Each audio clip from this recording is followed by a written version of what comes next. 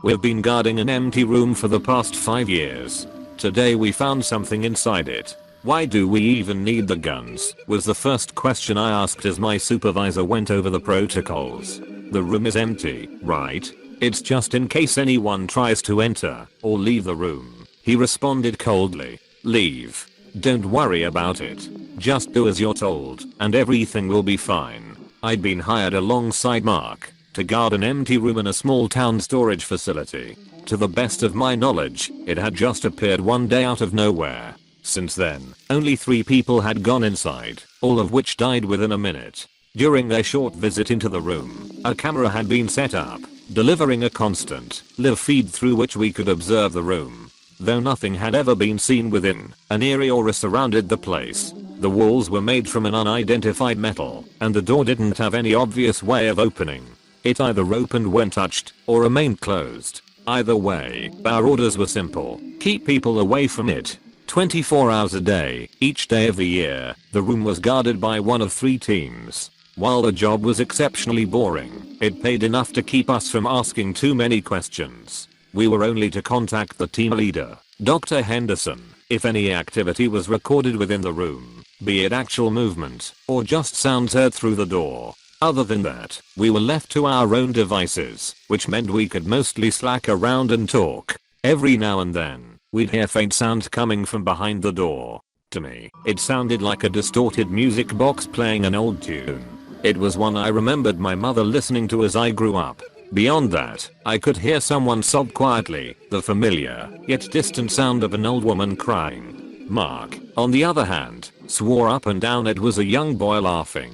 Though he couldn't name the boy, he too said it felt eerily familiar. Still, the cameras showed nothing.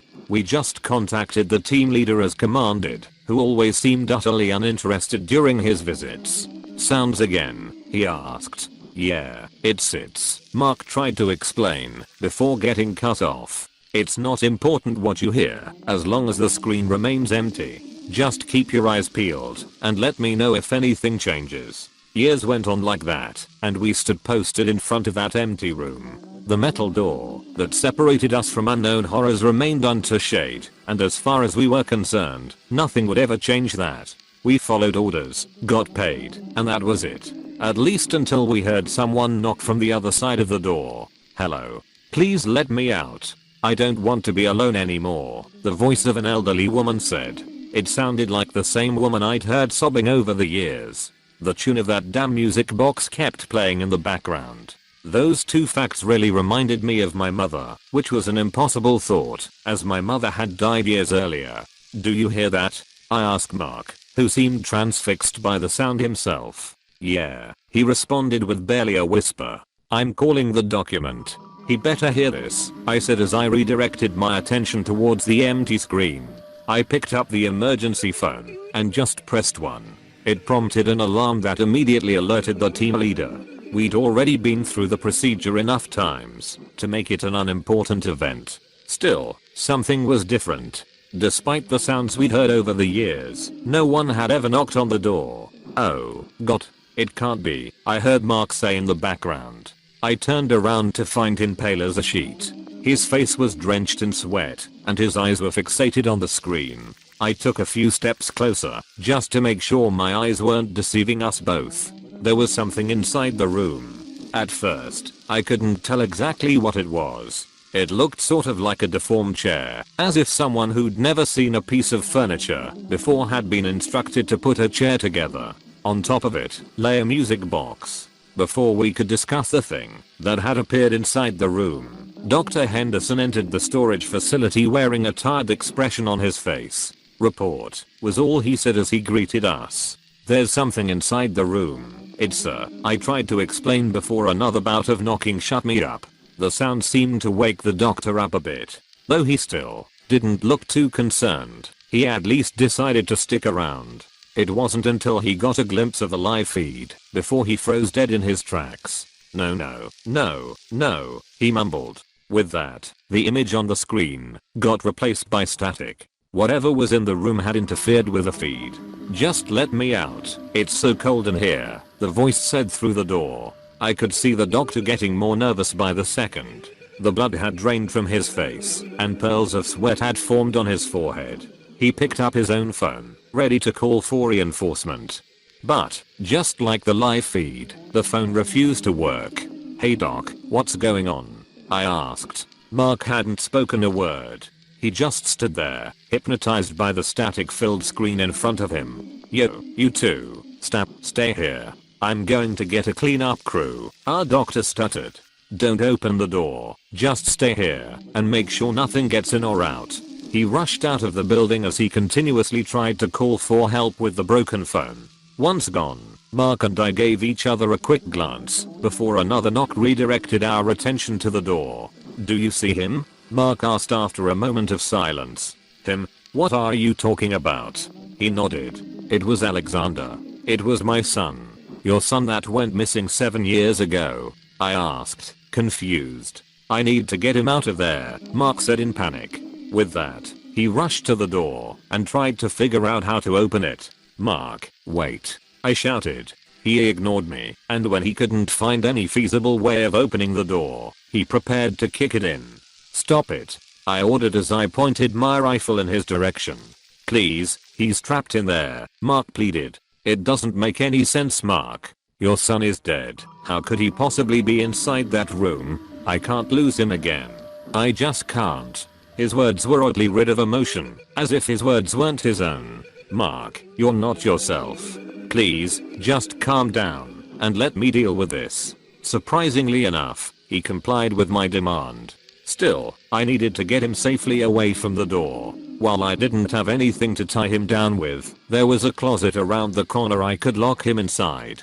"Just take a few steps back, and come with me," I said carefully. He nodded without arguing, and I started to relax. I lowered my rifle ever so slightly, and gestured for him to move away from the door. He turned around, and before I could react, he picked up a chair and threw it at my face. One of the legs hit me in my eye, and I immediately fell to the ground. As I lay there in agony, Mark took the opportunity and jumped on top of me. Then, he swiftly hit me over the head with his own rifle. While I was in a haze, Mark tied me to the same chair he'd thrown at me. I didn't even know where he'd gotten the rope from, but I was absolutely stuck. "Mark, don't do this. The doctor will be here with help any second." By then, the knocking had turned to hammering, and the pleading voice was screaming to be let out. Mark had tears streaming from his eyes. I knew we weren't hearing the same sounds, but I needed to get through to him. "Please," I begged. "Whatever is in there, it's not your son." "Shut up. I need to do this." He was clearly crying, yet his words carried no emotion. Again, he tried to open the door. That time, he merely had to touch it before it just swung open. On the other side, it only revealed a pitch black void of darkness. For a moment, Mark just stared at the emptiness. The music box had stopped playing, and the woman begging to be let out had been silenced. "I'm so sorry," he said, before something violently pulled him into the room. As he vanished, the void seemed to pour out into the rest of the storage facility. All light that had previously occupied my surroundings was eaten up by the ever-expanding darkness. Once it had passed me, I felt the temperature drop to 0, muffling each and every sound in the area. "Mark," I called out, still stuck to my chair. There I sat in absolute silence, praying that the doctor would return with reinforcement. I could hardly see 2 feet in front of me, but there was definitely something moving around in the room. Just vague shapes emerging through the door, producing wet footsteps as they walked in my direction. I didn't dare to make a sound. Mark had vanished, and in his place, the air had filled with a sickly, metallic stench. I tried to quietly wriggle myself out from my seat, but Mark had tied me up too well. All I could do was to hold my breath as dozens of silhouettes walked past me, leaving the room. A few minutes passed, and the footsteps settled down. It felt as if the creatures had left the room, but the darkness lingered. Still, I didn't move an inch before I saw the facility fill with flashlights. The doctor came running in with a dozen guards, all brandishing bizarre heavy weapons. They quickly cleared the room, placing themselves in front of the open door that led into the void that had swallowed Mark. "Oh, God," a couple of them mumbled. Dr. Henderson was the one to untie me. My wrists were off from the struggle, but I was left otherwise unharmed. What the actual duck happened here? He demanded to know. It was Mark. He went in the room. With that, my boss rushed to peek inside. I followed shortly behind him. The weapons the guard held weren't typical ballistic rifles. Instead, they shot out powerful blue beams that penetrated the void, causing the darkness to retreat to the corners.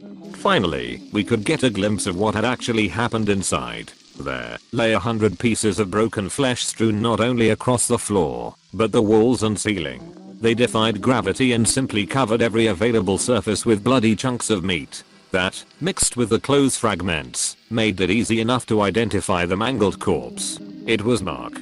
Then, I noticed something that immediately caused me to puke onto the floor. I saw a chunk of flesh containing an eye. Though it was absolutely impossible, the eye darted around the room in panic.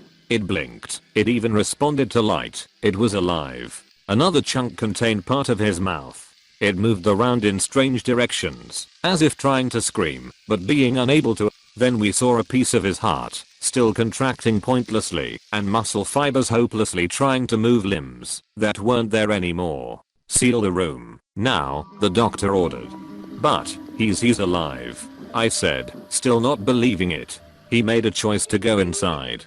Do you want to suffer the same fate? The guards closed the door without speaking a word and started putting plates of metal over it. A part of me wondered why they hadn't done that from the get-go, but I couldn't bring myself to ask any questions.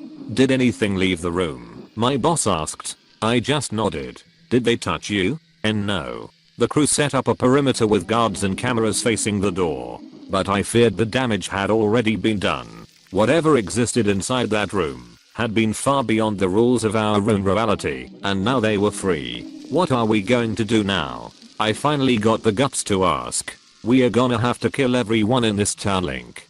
TCC link. Hey, thanks for watching, and don't forget to subscribe.